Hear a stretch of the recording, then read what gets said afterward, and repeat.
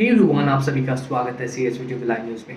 तो आज इस वीडियो में हम बात करने वाले हैं डिग्री सर्टिफिकेट के बारे में कि कैसे अप्लाई करना है और कुछ इंपॉर्टेंट बातें जो आपको जानना ज़रूरी है। उससे पहले हम बात कर लेते हैं कि जो स्टूडेंट्स डीजी पोर्टल के बारे में नहीं जानते हैं या उन्होंने अपना पासवर्ड रीसेट नहीं किया है, तो उनके लिए ये वीडियो नहीं बनी है। सबसे पहले आप लोगों को पार्ट 1 ही देखना पड़ेगा ताकि आप लोग इस डीजी पोर्टल में शिफ्ट हो। तो पार्ट 1 का लिंक ऊपर और नीचे डिस्क्रिप्शन में देखने मिल जाएगा, आप कहीं से भी जाके देख सकते हैं। पार्ट 1 में आप लोगों को पासवर्ड रीसेट करना बताया गया है। आप पहले टीसीएस पोर्टल से डीजी पोर्टल में आ जाइए। अब बात कर लेते हैं डिग्री के बारे में। तो आप सभी को पता होगा कि डिग्री का जो इम्पोर्टेंस है इन्हीं 2-3 सालों में बढ़ा दिया गया। पहले डिग्री जनरली या तो दीवारों में टांगने के लिए काम ली जाती थी, या फिर अगर आपको टेंडर लेना है या फिर जो बिजनेस पर्पसेस है उनके लिए डिग्री का इस्तेमाल किया जाता था। लेकिन अब ऐसा हो गया है कि जितने भी गवर्नमेंट जॉब्स अगर आप लगते हैं तो जो आपका डीवीसी होता है उसमें आपको डिग्री दिखाने बोल दिया जाता है, या फिर आपका कोई भी प्राइवेट कंपनी है वो भी एक प्रकार से ऑथेंटिकेशन के लिए कि आप किसी वेरीफाइड यूनिवर्सिटी से पास आउट है कि नहीं, वो चीज़ चेक करने के लिए भी आपका डिग्री सर्टिफिकेट दिखाने बोला जा सकता है। तो मैं तो आपको यही सजेस्ट करूँगा, हर एक स्टूडेंट्स को डिग्री के लिए अप्लाई करना ज़रूरी है। तो सब लोग डिग्री के लिए अप्लाई ज़रूर कीजिएगा जब भी आपको मौका मिले। सेकेंड जो इम्पोर्टेंट बात है डिग्री के बारे में वो ये है कि डिग्री में कहीं पर भी आपके कॉलेज का नेम मेंशन नहीं रहता है। तो आप जिस भी कॉलेज से चाहे उस कॉलेज से पढ़ सकते हैं जो उस यूनिवर्सिटी के अंडर आता हो। आपका कहीं पर भी कॉलेज मेंशन नहीं होता है। सेकेंड चीज़, डिग्री में कहीं पर भी आपका मार्क्स मेंशन नहीं किया जाता है। उसमें सिर्फ इतना मेंशन किया जाता है कि आप फर्स्ट डिवीज़न है, सेकंड डिवीज़न है कि थर्ड डिवीज़न है। कहीं पर भी मार्क्स मेंशन नहीं रहेगा।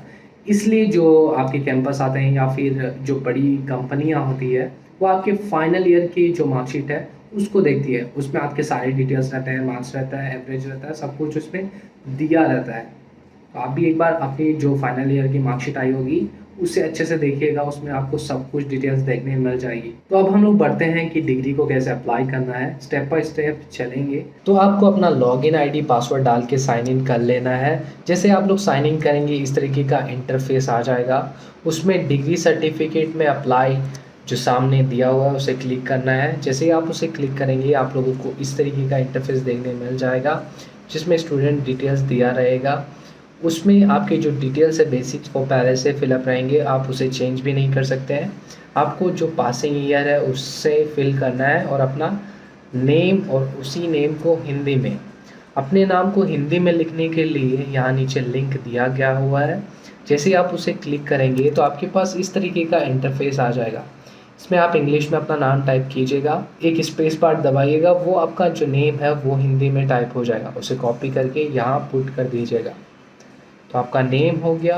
जैसे ही आप स्क्रॉल डाउन करेंगे तो आपके पास डिलीवरी डिटेल्स आ जाएगा जिसमें पहला है delivery mode, offline by post, offline by hand. Offline by post आप करेंगे तो पोस्ट ऑफिस के थ्रू आप लोगों को आपका जो डिग्री है वो पोस्ट कर दिया जाएगा, पोस्ट ऑफिस आएगा आपको दे देगा। ऑफलाइन बाय हैंड है, हो सकता है हमारे हिसाब से आप लोगों को यूनिवर्सिटी जाके अपना डिग्री कलेक्ट करना पड़ेगा।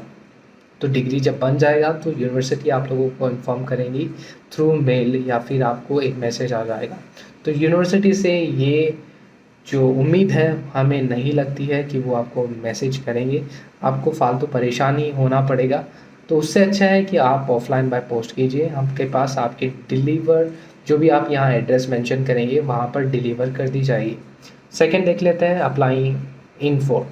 तो ओरिजिनल और डुप्लीकेट, अगर आपका फट गया है, जल गया है या ख़राब हो गया है तो आप डुप्लीकेट पे जा सकते हैं, या तो सभी जो नॉर्मल सभी जाएंगे वो ओरिजिनल फर्स्ट टाइम पे जाएंगे। थर्ड आ जाता है डिलीवरी टाइप पे, अर्जेंट और नॉर्मल।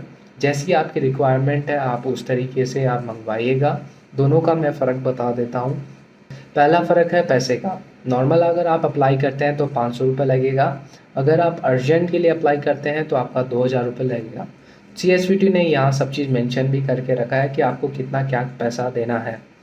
रही बात टाइम की, जो मेजर फैक्टर है, अगर आप नॉर्मल से अप्लाई करते हैं तो आपका 6, 7, 8, 9 महीने भी लग जाते हैं अप्लाई करने के बाद आपका आने में।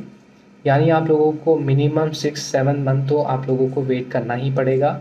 अर्जेंट में आप लोगों का 1 से 2 महीने या 1 महीने के अंदर ही आप लोगों का ट्राई करती है CSVT देने की, लेकिन मैं बता रहा हूँ आप लोगों का 1-2 महीने लग ही जाता है।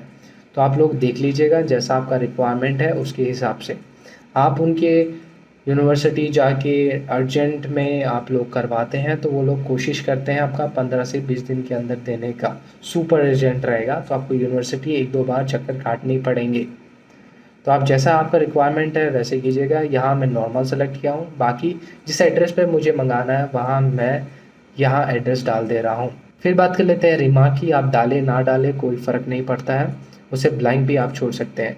उसके बाद आप डिक्लेरेशन में आप जो टिक है उसे टिक कर दीजिएगा और सबमिट बटन दबा दीजिएगा।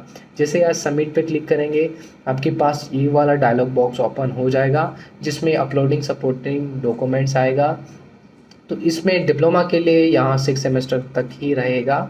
रही बात इसमें आप लोगों को ओरिजिनल मार्कशीट ही अपलोड करनी है। कोई भी टी आर शीट या कंप्यूटर से जनरेटेड जो टेबुलर शीट हम लोग का आता है ना रिज़ल्ट, उसे अपलोड नहीं करना है। ओरिजिनल मार्कशीट का फ़ोटो खींच के यहाँ अपलोड करना है। आप इनमें JPG और PDF दोनों में अपलोड कर सकते हैं। शर्त है कि आपका 200 KB से कम होना चाहिए उसका साइज। तो आप मोबाइल से फ़ोटो खींचिएगा और जिस स्कैनर से आप लोग स्कैन करिएगा उसी में कंप्रेशन का ऑप्शन देते हैं। ऑनलाइन एग्जामिनेशन से आपको वो तो अंदाज़ा लग ही गया होगा कि किस तरीके से कंप्रेस करना है। तो आप लोगों को एक एक मार्कशीट को एक एक PDF बना के यहाँ अपलोड करना है।